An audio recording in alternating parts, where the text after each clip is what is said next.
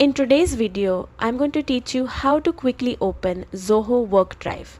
Whether you're brand new or just need a refresher, this simple walkthrough will help you get started fast.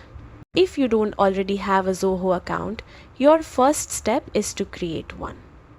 Go to the Zoho WorkDrive website and click the Sign Up button. Enter your email, create a password, complete any verification steps, and your account will be ready to use. If you already have an account, just head to the Zoho WorkDrive homepage and click Sign In.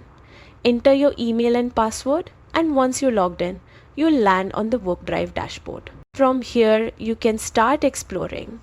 Zoho WorkDrive allows you to create folders, upload files, organize your work, and collaborate with your team in real time.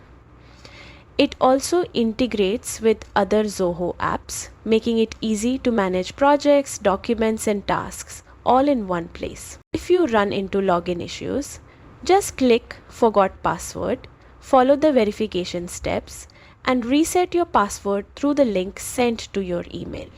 And that's it. In just a few steps, you can sign in and start using Zoho WorkDrive to store, manage, and share your files seamlessly. If this helped, make sure to like and subscribe for more quick tutorials.